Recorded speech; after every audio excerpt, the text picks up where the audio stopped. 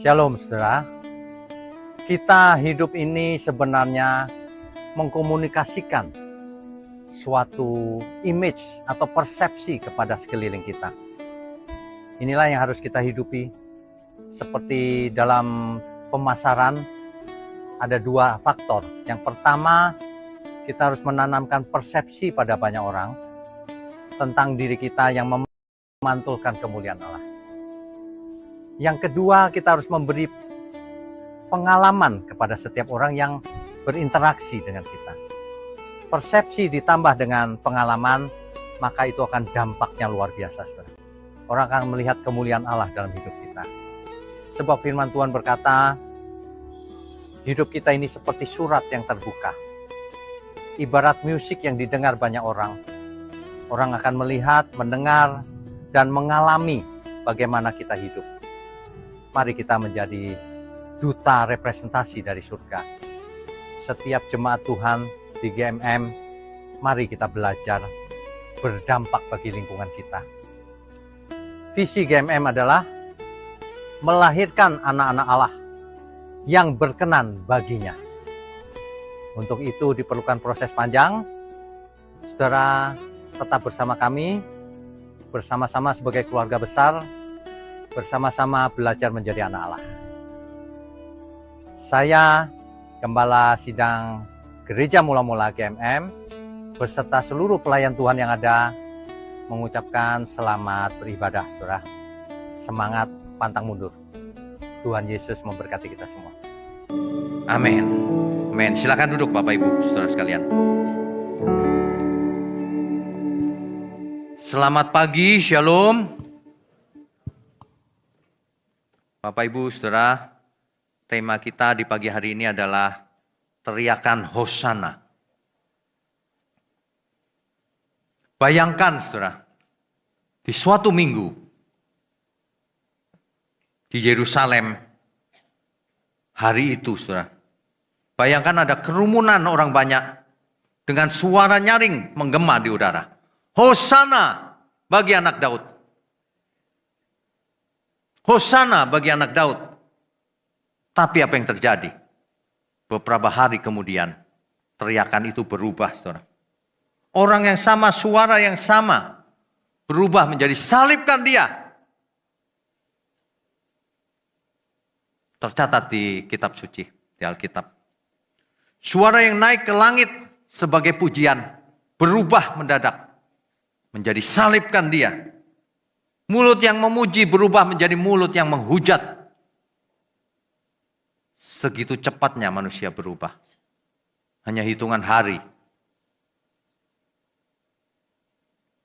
Mengapa demikian? Nah, ini yang perlu kita persoalkan pagi hari ini. Mengapa, saudara?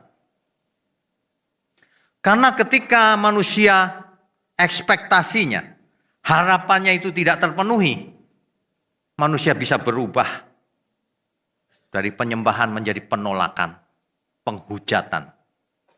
Dari orang yang tadinya memuji-muji, sekarang menjadi membunuh. Dulunya kalau ketemu saya bilangnya, bagus Pak, khotbahnya bagus. Sekarang, ini orang ini sesat ini. Cuma hitungan hari, bisa berubah. Ya, manusia itu segitu rentannya. Rentan sekali. Inilah yang kita perlu pelajari pagi hari ini. Saudara, kalau kita studi kata Hosana, asalnya dari bahasa Ibrani, Hosiana. Hosiana. Tercatat di Mazmur pasal 118 ayat 25. Saudara. Ya Tuhan, berilah kiranya keselamatan. Tuhannya huruf besar. Itu teks aslinya YHWH. Ya. Ya Adonai, berilah kiranya keselamatan. Ya Adonai, berilah kiranya kemujuran, keberuntungan. Dicatat di Mazmur 118 ayat 25. Selamatkanlah kami sekarang. Kira-kira gitu terjemahannya. Jadi kalau kita nyanyi Hosana artinya tolonglah kami sekarang. Hosana ini bukan sekedar lagu, bukan sekedar pujian atau cuma yel-yel. Kan manusia suka bikin yel tuh. Hosana, nggak ngerti artinya tapi. Hosana adalah doa yang keluar dari hati yang hancur, saudara. Jeritan batin orang yang tidak punya jalan keluar. Ini bagaimana ini Tuhan? Hosana, tolonglah kami Tuhan sekarang juga. Teriakan orang yang benar-benar membutuhkan pertolongan Tuhan. Hosana seruan orang yang putus asa, penuh harapan, mengharapkan pertolongan. Pada awalnya Hosana itu bukan pujian, saudara. Banyak orang salah mengerti. Pada mulanya justru ini jeritan hati. Tolonglah kami Tuhan. Seruan darurat, keadaannya sudah darurat. Mazmur 118 ayat 25 itu catatan tentang suatu liturgi. Liturgi di zaman itu, saudara. Liturgi Israel. Mazmur ini digunakan dalam ibadah khususnya pada hari raya besar. Contohnya hari raya Sukot. Ya, itu saudara. Jadi konteksnya pada zaman Tuhan Yesus itu adalah bagian dari hari raya Pondok Daun. Sukot. Mazmur ini merupakan bagian dari nyanyian yang dinyanyikan pada hari raya Paskah, Pentakosta, hari raya Pondok Daun atau Sukot, dan perayaan-perayaan besar lainnya. Israel zaman itu sedang ada dalam penjajahan Roma. Dan ia berteriak sama Tuhan supaya bebas dari penjajahan Roma. Di dalam perayaan Sukot, umat Israel membawa ranting daun palem. Nah itu, sambil menggoyangkan palem itu, mereka berteriak, Hosiana, tolonglah kami ya Tuhan. Lalu sang imam di atas mezbah menjawab, diberkatilah dia yang datang dalam nama Tuhan. Inilah yang dikalimatkan oleh kitab Matius pasal 21 ayat 9. Tuhan Yesus masuk ke Yerusalem, naik keledai muda, ya. Lalu orang-orang membeberkan pakaiannya sebagai karpet merahnya itu. Ya. Lalu orang-orang teriak, Hosiana! Teriakan minta tolong. Dan disambung, diberkatilah dia yang datang dalam nama Tuhan. Apa artinya, saudara? Orang Israel ketika itu sedang mengharapkan Mesias datang. Ini dia Mesias datang. Sesuai nubuatan, ia akan naik keledai masuk Yerusalem. Ini dia Mesias. Makanya mereka teriak, Hosiana, tolonglah kami. Terpujilah, langsung jadi pujian. Langsung jadi pujian, ucapan syukur. Terpujilah engkau yang datang dalam nama Tuhan. Wah, harapannya sangat besar kepada Tuhan Yesus. Kita sudah menderita ini, dijajah oleh Roma. Begitu saudara, latar belakangnya itu. Makanya hari ini, kita harus mengerti semua latar belakang tulisan Alkitab itu dengan akurat. Ya. Di zaman Perjanjian Baru, umat Yahudi berada di bawah penjajahan Romawi, pajaknya berat, penindasan politik, dan ketidakadilan hukum. Enggak adil hukumnya. Ya. Mereka merindukan Mesias yang bisa membebaskan mereka dari penjajahan Roma. Jadi ketika mereka berteriak, Hosana! Bukan seperti perjanjian lama. Kalau perjanjian lama itu liturgi di bait Allah. Tapi kalau sekarang teriakan itu teriakan minta tolong beneran. Karena Mesias datang. Hosiana. Seruan politik itu sebenarnya. Bebaskan kami. Termasuk seruan rohani. Karena Mesias. Tolong kami dari Romawi. Selamatkanlah bangsa kami. Kira-kira gitu. Datanglah Mesias yang dijanjikan itu. Tuhan naik keledai masuk ke Yerusalem. Makanya disebut Minggu Palem. Ya. Karena itu Hosana berubah makna, tadinya seruan minta tolong menjadi seruan mesianik. Perhatikan baik-baik. Ketika Israel ketika itu berteriak, Hosana, terpujilah dia yang datang dalam nama Tuhan. Itu sambutan kepada sang raja. Mau mendeklarasikan secara umum, ini loh Mesias yang dijanjikan itu. Gitu. Dan mereka ketika itu yakin, ini Mesiasnya. Makanya pakaian digelarkan untuk menyambut sang raja, sang Mesias. Itu saudara. Hari itu begitu gegap gempita, seruan mesianik. Tuhan Yesus memasuki Yerusalem, disambut dengan meriah sekali. Disambut pujian gaya liturginya Sukot tadi. Ya. Dan kutipan langsung dari Mazmur pasal 118 tadi, saudara. Inilah kita lihat sekarang sebenarnya itu deklarasi.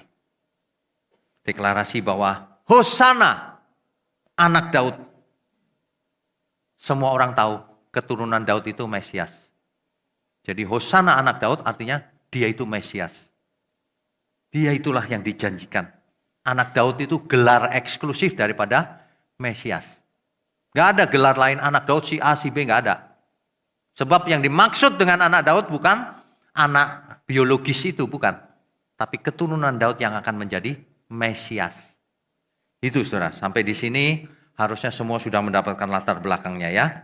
Ada alasan, beberapa alasan kenapa orang teriak Hosiana ketika itu. Ya, kepada Tuhan Yesus. Kenapa tidak kepada yang lain? Sebab mereka sudah melihat, mendengar bahwa Yesus berbuat mujizat yang tidak pernah dilakukan oleh siapapun. Lazarus mati, bangkit. Yang lumpuh berdiri. Yang buta melihat, tercelikan. Apa yang tidak mungkin menjadi mungkin. Jadi mereka yakin ini dia. Sebab mereka mengatakan begini, ini beda. Ia mengajar dengan kuasa. Kalau orang Farisi ahli Taurat, ia mengajar dengan kepintarannya saja, tapi nggak ada kuasanya.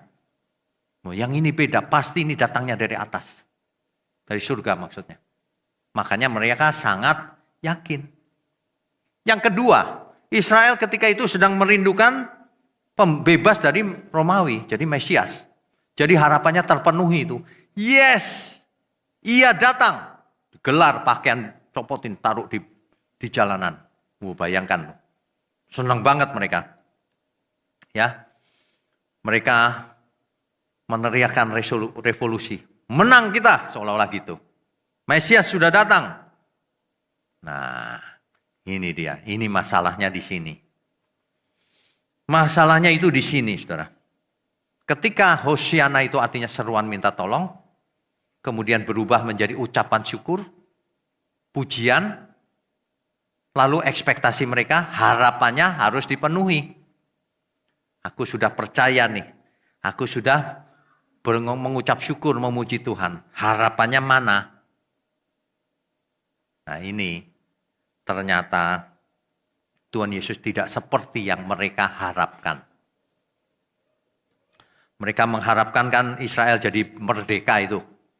Ternyata Yesus datang bukan sebagai raja di bumi. Ia datang dengan otoritas, kuasa mujizat, yang mati bangkit dan sebagainya. Tapi bukan untuk menjadi raja Israel hari itu. Tidak sesuai dengan harapannya mereka. Manusia itu kalau harapannya nggak terpenuhi, bahaya saudara. Bisa jadi jahat sekali. Perhatikan baik-baik.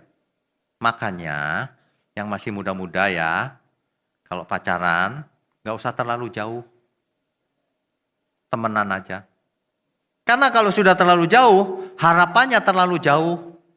Kalau harapannya terlalu jauh, nanti kalau putus, frustasi. Kalau sudah frustasi nanti gantung diri. Gantung diri di pohon cabai. Aku tidak bisa hidup. Gak bisa hidup lagi selama ini kan kau hidup. Makanya jadi anak muda harus kuat. Dunia ini gak segampang cerita-cerita itu, film, drama itu. Kalau diputusin sama pacarnya, yang model lu ini 1000 masih banyak di luaran. Begitu. Ada amin kan nih? Oh, di sini semua nggak ada yang amin loh. Rupanya pernah frustasi. Manusia itu kalau harapannya putus, bahaya. Yang tadinya baik karena tidak dapat harapan, jadi jahat banget, saudara. Makanya kita tahu kan, orang berkhianat karena apa? Harapannya tidak sesuai. Yudas berkhianat karena apa? Ini jadi raja, nggak ditunggu-tunggu, nggak jadi raja nih. Berkhianat dia. Tidak sesuai keinginannya. Sayang sekali kalau di gereja, saudara nggak boleh punya keinginan. Nggak boleh, saudara. Makanya Tuhan Yesus berkata apa? Barang siapa tidak melepaskan segala miliknya, keinginannya, tak dapat jadi muridku. Makanya orang yang ingin banyak, ingin ini, ingin itu, sesat dia akhirnya. Jahat dia akhirnya. Ingin ini, ingin itu, enggak ada begituan kata saya. Ikut kebenaran. Enggak ada keinginan pribadi harus dipenuhi, enggak ada. Semua di sini kita sama. Seorang CEO kalau duduk di gereja, dia bukan CEO. Dia dombanya Tuhan. Harus mengosongkan diri, merendahkan diri. Kalau enggak mau jangan di sini. Enggak ada CEO di gereja. Ya, CEO-nya Tuhan Yesus. Amin. Kita beri kemuliaan untuk Tuhan.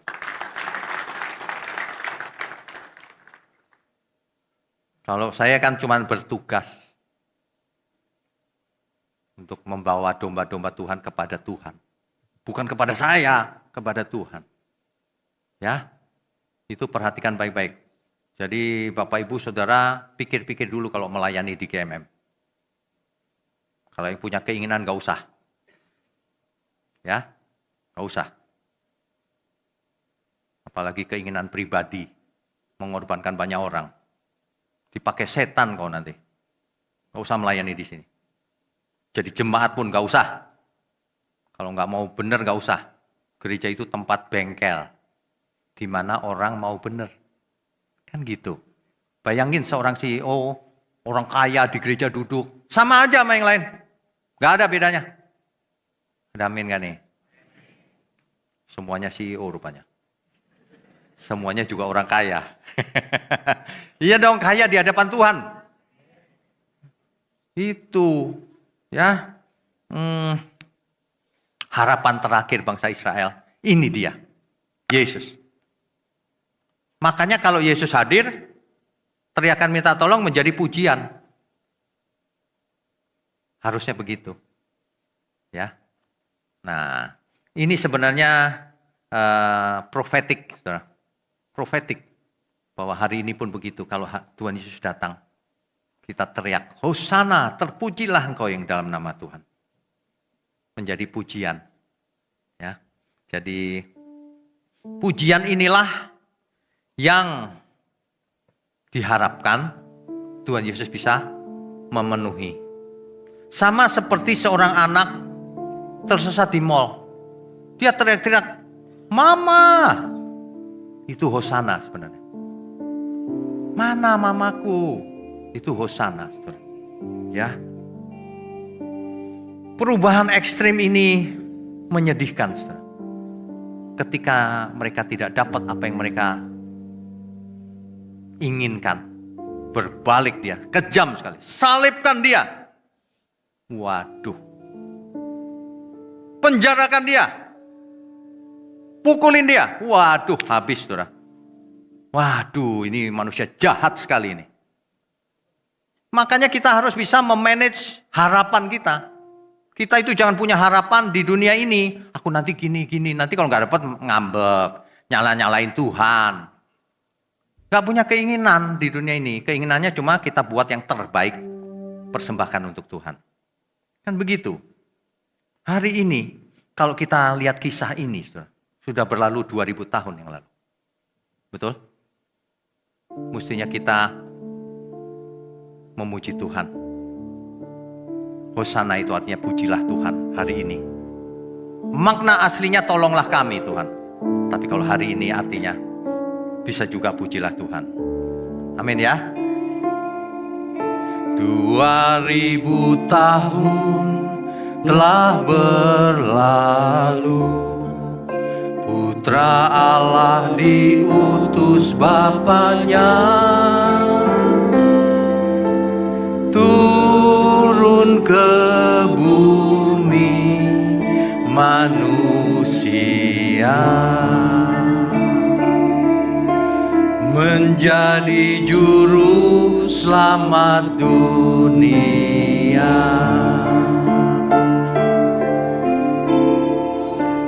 Ia datang sebagai manusia, menjadi sama seperti kita, melakukan kehendak Bapaknya, teladan abadi selamanya. Saudara belajar pelan-pelan. 2000 tahun telah berlalu, Putra Allah diutus Bapaknya turun ke bumi manusia, menjadi juru selamat dunia.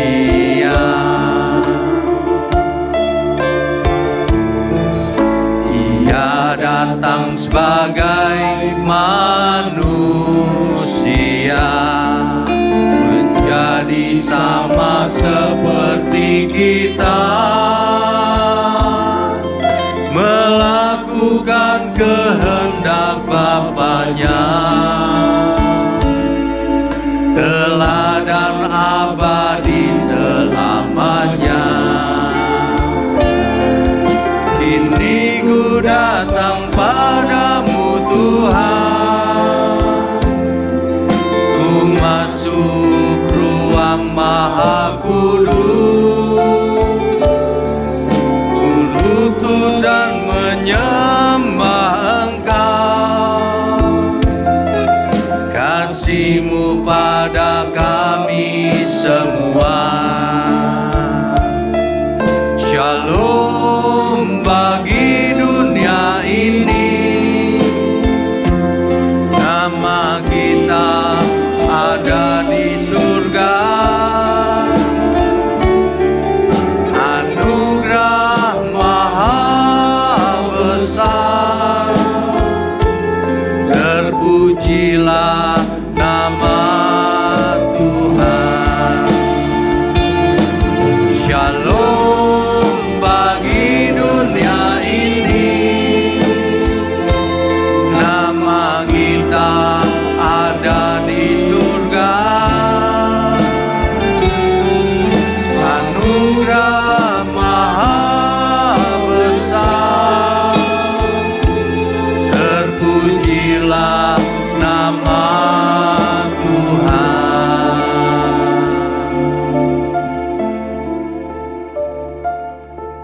Bapak Ibu Saudara, lagu ini baru jadi berapa hari yang lalu ya, 3 hari atau 4 hari yang lalu.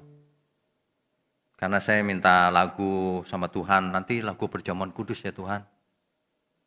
Rupanya lagu ini bisa dipakai untuk perjamuan kudus, bisa dipakai untuk umum begini, bisa dipakai untuk Natal nanti. Ya, kata-katanya beda dikit.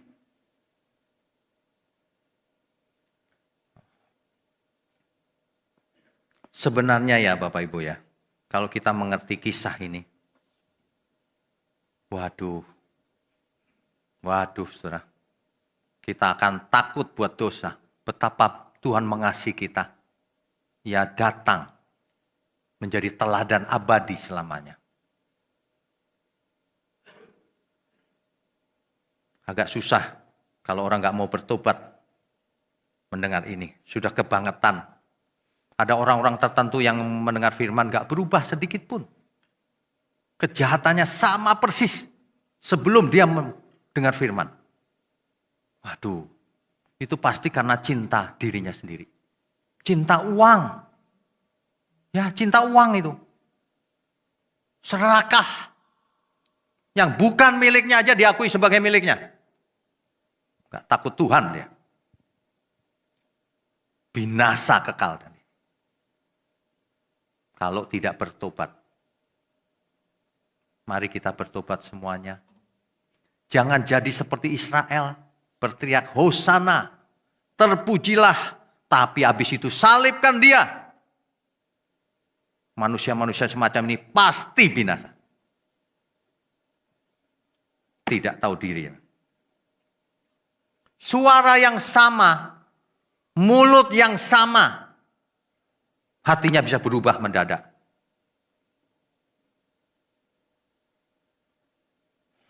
Mengapa ya demikian ya?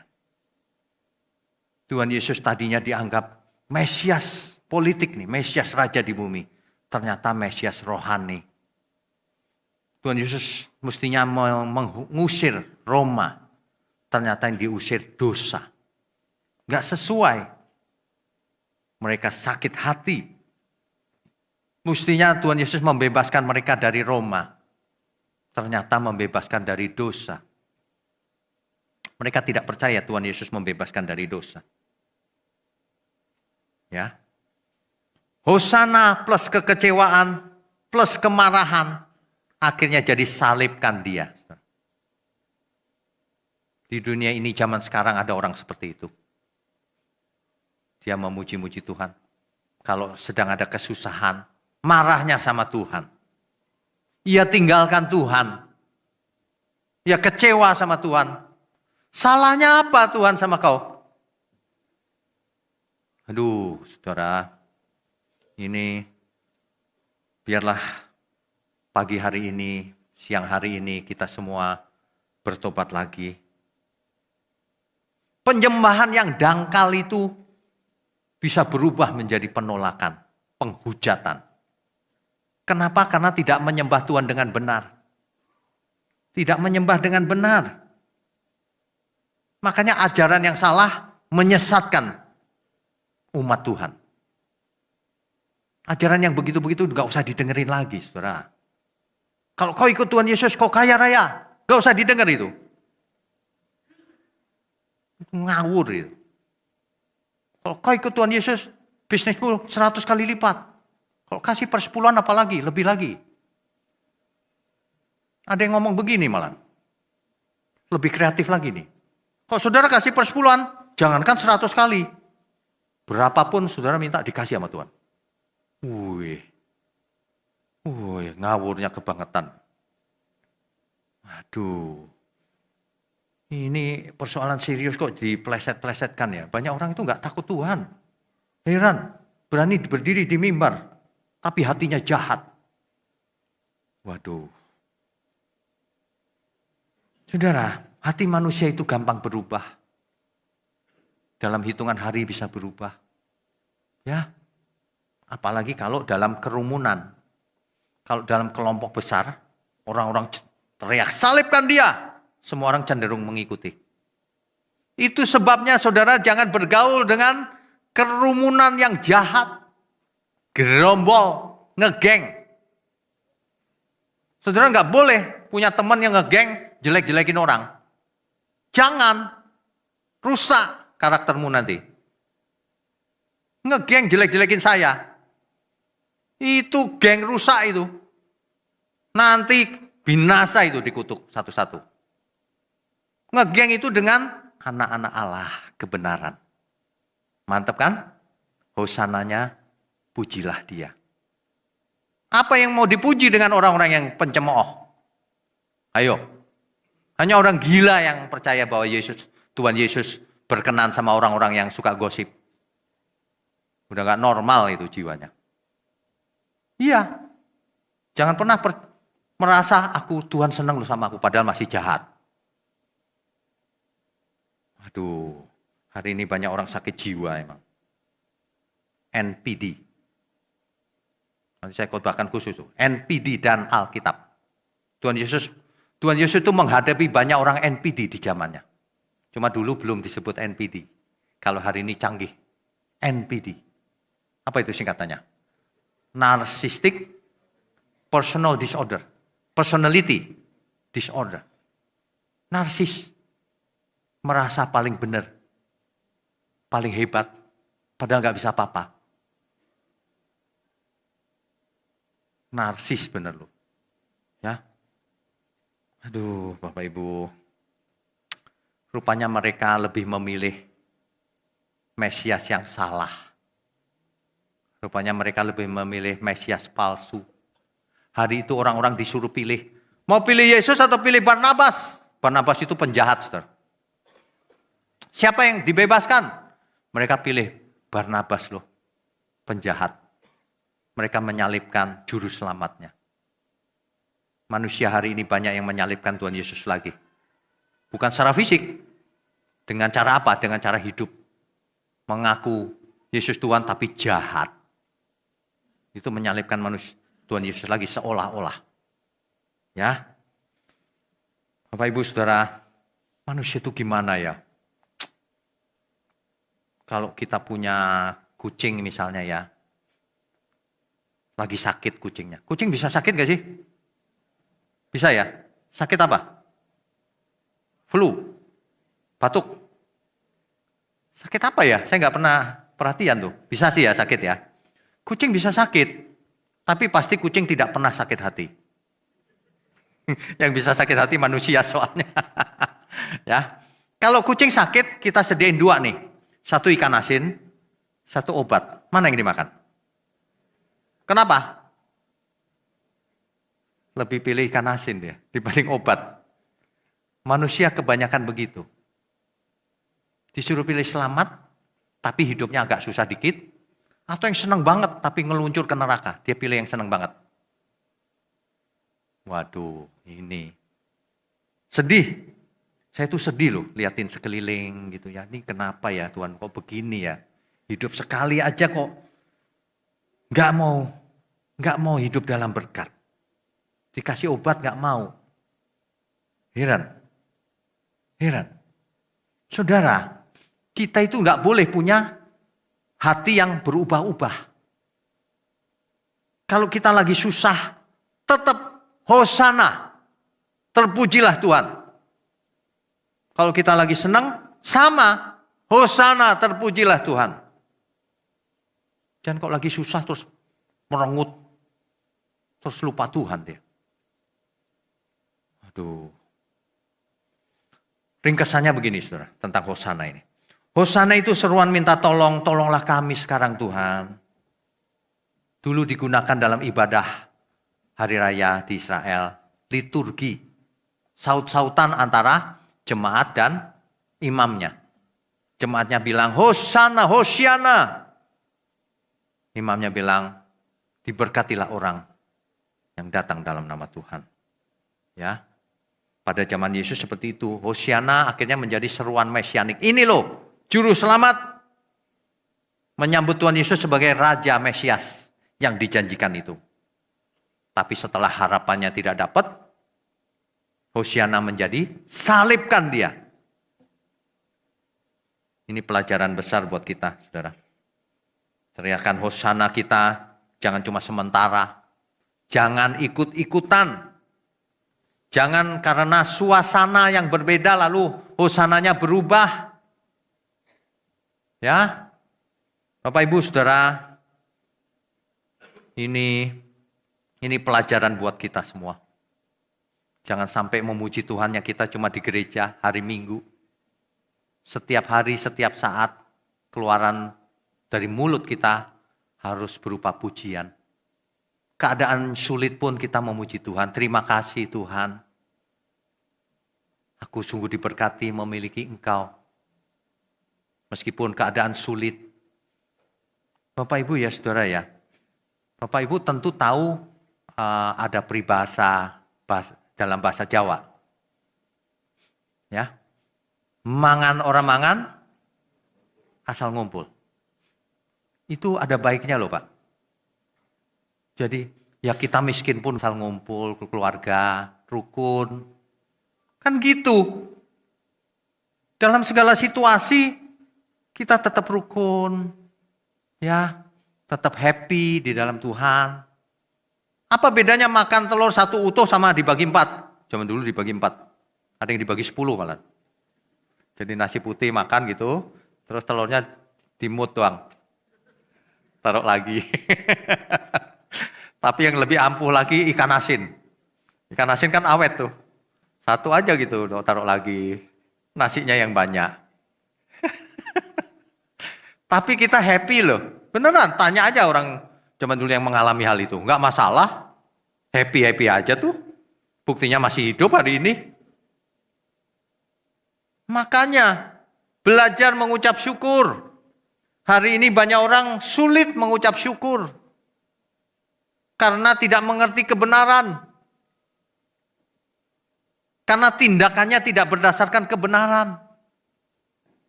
Karena akar hidupnya tidak berakar di kebenaran. Kalau orang akarnya kebenaran, tindakannya pasti kebenaran. Kalau orang akarnya itu jahat, tindakannya pasti jahat. Ya, makanya harus punya akar yang dalam, di dalam kebenaran. Pohon yang tinggi sekali itu, pasti akarnya dalam. Kalau akarnya tidak dalam, pohon itu tidak bisa tinggi. Kena angin pasti ambruk. Saudara tahu di Dubai ada satu gedung yang tertinggi. Namanya apa? Burj Khalifa. Burj Khalifa itu tinggi sekali. Melebihi tingginya Menara Babel. Menara Babel itu enggak setinggi itu. Ya. Kita udah bahas di online Bible study. Burj Khalifa yang begitu tinggi itu, fondasinya saudara tahu berapa? 50 meter ke bawah. Rumah kita aja cuma 3 meter Pak sampai genteng. Ini fondasinya 50 meter ke bawah. Bayangin. Makanya sangat kokoh. Kan kadang-kadang kita kalau awam itu lihat gedung yang paling tinggi itu kan tinggi banget. Nah, ambruk gimana tuh ya gitu. Jangan khawatir. Fondasinya jauh ke dalam. Sama dengan hidup ini. Kalau hidup ini fondasinya akar kita tidak dalam ke firman. Nanti kalau ada masalah dikit, ambruk ditiup angin. Sama seperti orang yang mendirikan rumah di pasir. Tidak di batu-batuan, gampang ambruk. Ya. Ada seorang keluarga. Saya kalau cerita itu takut kalau orangnya tahu yang saya ceritakan dia. Saya ganti dari ceritanya ya. Ada satu keluarga, dia itu percaya banget bahwa kalau dia berdoa, minum air yang didoakan, saya ganti nih, sebenarnya bukan air sih. Minum air yang didoakan, pasti sembuh sakit apapun. Suatu hari, lalu COVID datang. Suaminya kena COVID, saudara. Suaminya kena COVID, diminumin air yang itu, didoakan pendetanya. Dengan harapan sembuh.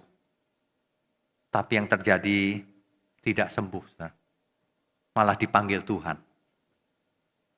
Lalu istrinya ini kasihan. Istrinya ini lalu diem aja gitu. Dia nggak bisa terima kenyataan.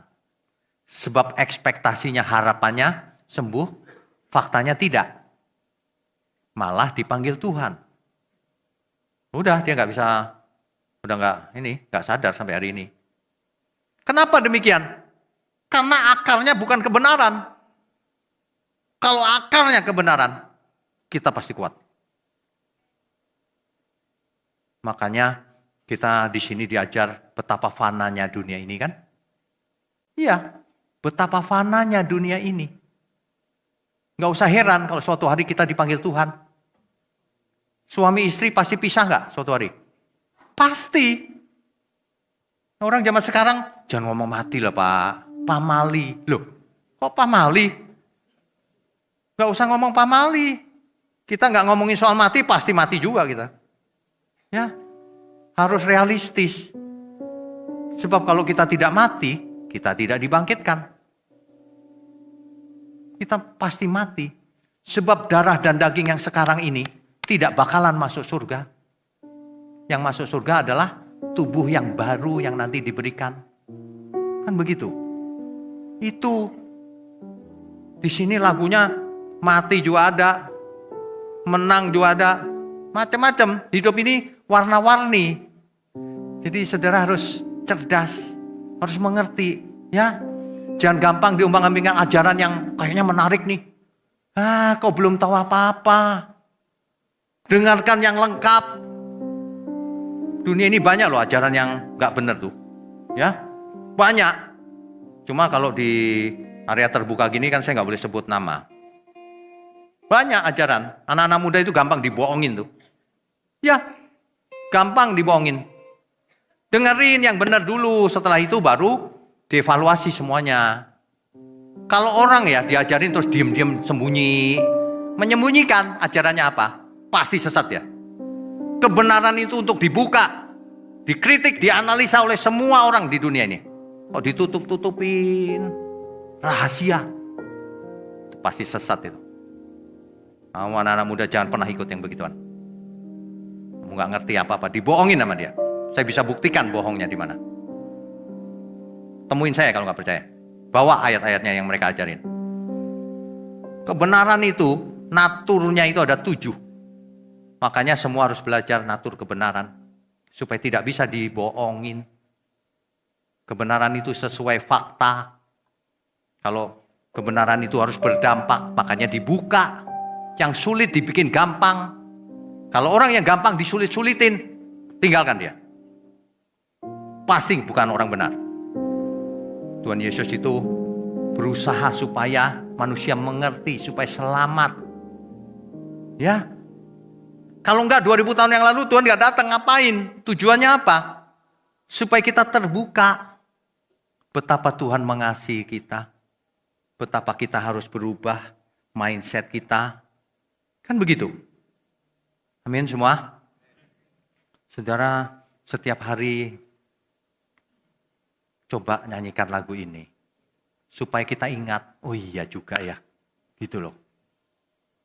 2000 tahun telah berlalu, Putra Allah diutus Bapaknya turun ke bumi manusia, menjadi juru selamat dunia.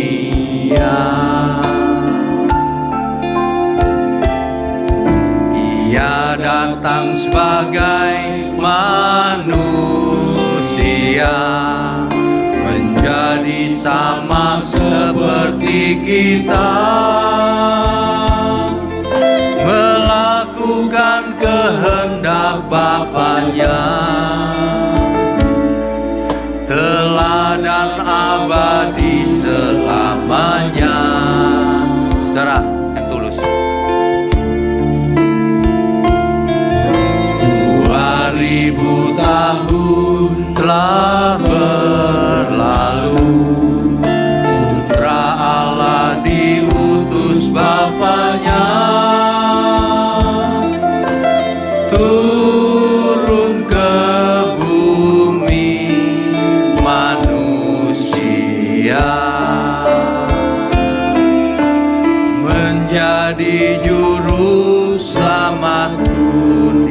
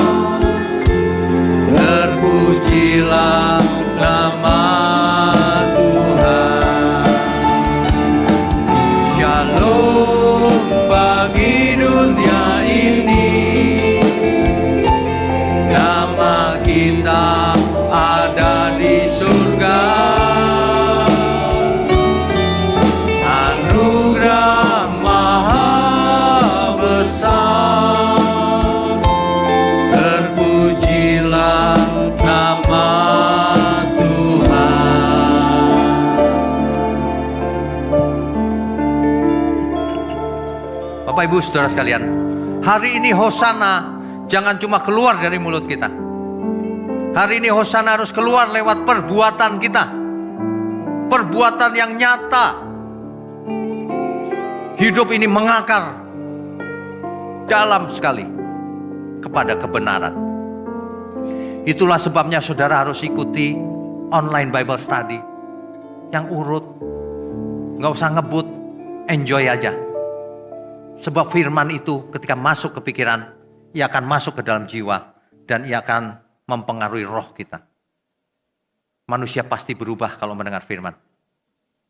Kecuali firmannya itu salah, plesetan. Kalau firman yang benar itu kuasanya masuk dahsyat. Lebih tajam daripada pedang bermata dua. Menembus jiwa dan roh, memisahkan keduanya. Pakai kalimat itu, saking dahsyatnya. Saudara kalau ikut beneran, pasti berubah, gak mungkin tidak. Mengakar dalam, sehingga lahir lewat perbuatan kita yang nyata. Kalau mau tahu perbuatan kita sudah benar atau tidak, saudara tanya sekeliling saudara. Tanya baik-baik. Sebab kalau kita hanya mengandalkan persepsi diri sendiri, aku tuh orang baik loh. Gitu, semua orang. Gak ada orang yang bilang gini, aku tuh jahat loh. Gak ada. Semua merasa baik kan? Coba tanya temannya. Tanya temannya, aku baik gak sih selama ini? Temannya ketawa-ketawa. Apa itu artinya ketawa-ketawa? Coba suami-suami tanya istrinya, Mama, selama ini aku bagaimana sih, Ma? Istrinya meneteskan air mata, diam-diam. Terus suaminya ngomong gini, kamu terharu ya, Ma?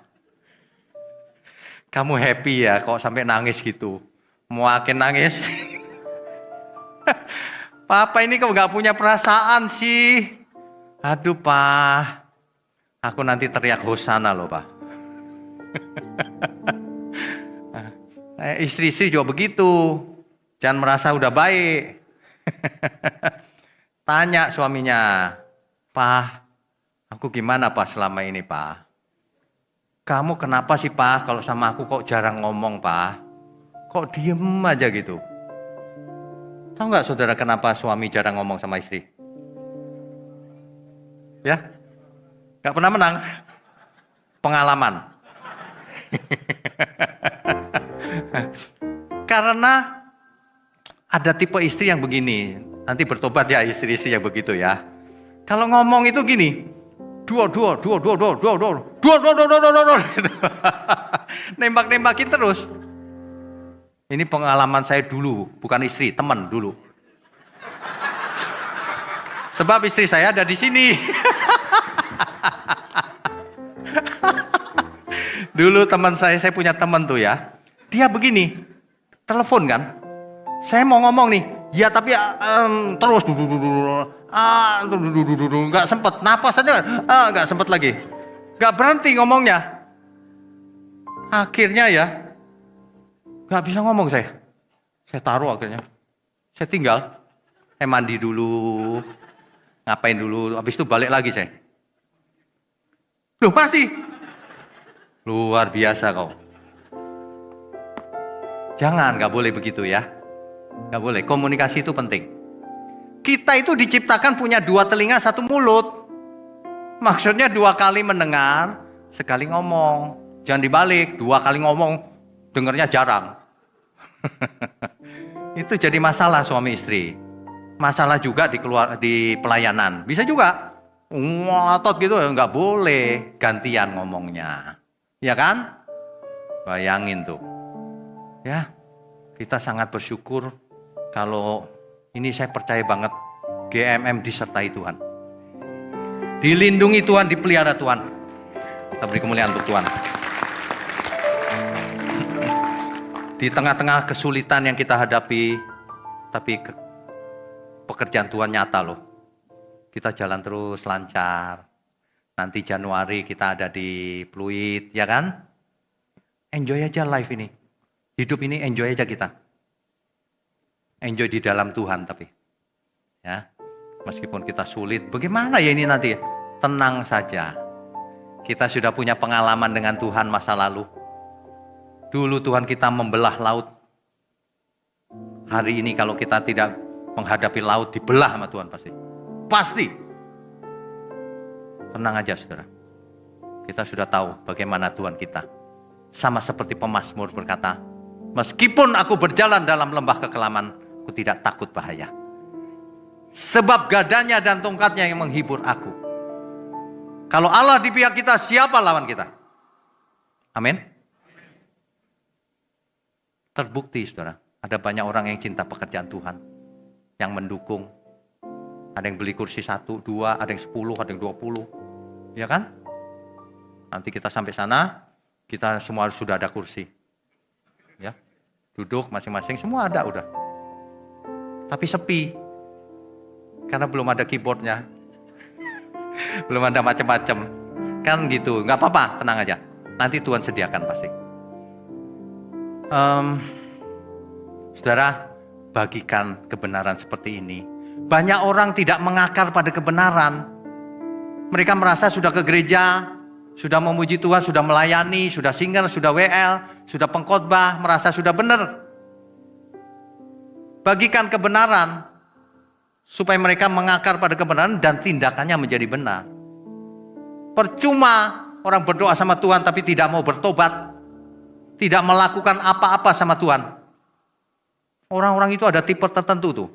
Doktrin tertentu ngajarnya begini. Aku sudah selamat. Saya tanya, kau sudah melakukan apa untuk Tuhan? Enggak perlu, udah selamat. Oh ini sesat ini orang ini. Orang yang tidak melakukan kehendak Tuhan enggak mungkin selamat. Tidak mungkin. Tuhan jadi teladan abadi, ia menyerahkan nyawanya untuk kita semua. Dia serahkan nyawanya kepada Bapa sebagai tanda ia menggantikan tempat kita. Mestinya kita semua binasa, tapi digantikan oleh Tuhan, jadi kita semua selamat. Amin ya. Saudara pasti sudah pernah mengalami kalau sudah berumur, sudah ditipu sama si A, si B. Aduh, bangkrut. Jangan sakit hati. Itu sesuatu yang fana. Saudara lihat sekarang ini saudara punya siapa? Punya Tuhan. Punya gereja. Keluarga seperti keluarga kita semua. Ayo kita mengucap syukur. Ya, lupakan yang lama. Gak ada gunanya menangisi kesalahan masa lalu. Menangisi kebangkrutan masa lalu. Ada orang yang ngerjain kita. Gak usah. Itu mah nothing. Di depan kita ada Tuhan. Kita pandang Tuhan, jangan pandang yang lalu. Ngapain? Nanti Tuhan bilang gini, hei, ngapain kau noleh-noleh? Ini aku di depanmu. Amin. Kita beri kemuliaan untuk Tuhan. Terakhir saudara. Dalam hidup ini, kita semua punya pilihan. Mau jadi seperti sekarang selamanya atau maju terus bersama Tuhan. Kalau maju terus, ayo yang serius. Yang serius, saudara. Saudara bisa lakukan apa? Lakukan untuk Tuhan. Jangan pasif jadi orang. Proaktif. Kita itu mikir terus setiap hari, apalagi ya Tuhan yang harus kita kerjakan untuk menjangkau banyak jiwa sampai ke ujung bumi. Apalagi Tuhan. Setiap kita beda, tapi fungsi kita memuliakan Tuhan semuanya. Saudara mungkin tidak jadi pendeta, enggak apa-apa, tapi tetap jadi alat di tangan Tuhan. Saudara mungkin seorang dokter, pengacara, guru, ibu rumah tangga biasa, enggak masalah.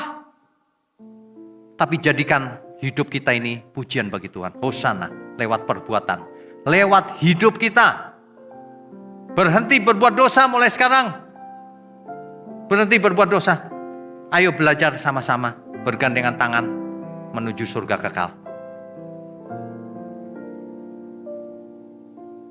Saudara, gereja yang benar itu melahirkan anak-anak Allah yang berkenan bagi Tuhan.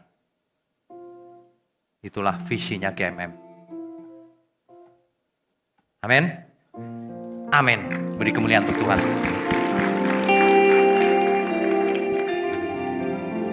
Bapak Ibu Saudara, ini sudah tanggal berapa ini November ya? Tanggal 16. sebentar lagi memasuki Desember, Natal ya. Ada amplop persembahan Natal, saudara bisa berpartisipasi. Kemudian kalau ada yang mau mendukung renovasi di Pluit, gedung kita boleh, silakan.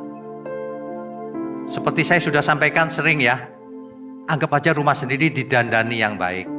Saudara punya pot kecil, ada bunganya bagus yang aneh, taruh aja di gereja. Nanti kalau satu orang satu, pot kecil-kecil itu jadi taman bunga.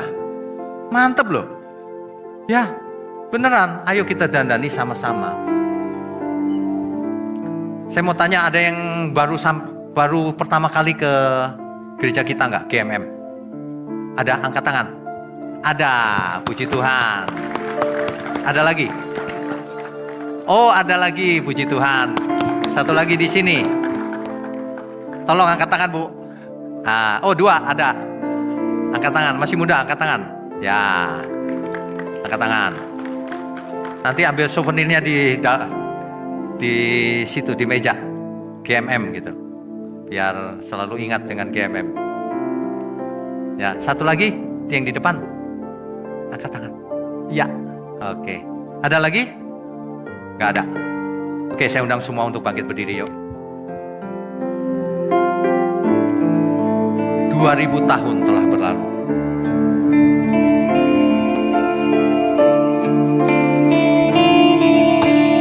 2000 tahun telah berlalu, Putra Allah diutus Bapaknya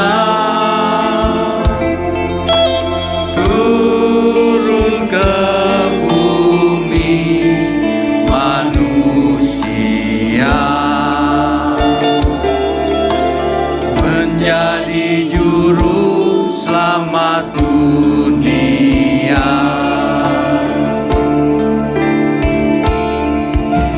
Dia datang sebagai manusia, menjadi sama seperti kita, melakukan kehendak Bapaknya. Teladan abadi selamanya. Rintiku datang padamu Tuhan, ku masuk ruang Maha Kudus, berlutut dan menyembah Engkau. Kasih-Mu pada kami semua. Shalom bagi dunia ini, nama kita ada di surga. Anugerah maha besar, terpujilah nama Tuhan. Shalom bagi dunia ini, nama kita ada di surga. Anugerah maha besar, terpujilah nama Tuhan. Terpujilah nama Tuhan. Terpujilah nama Tuhan.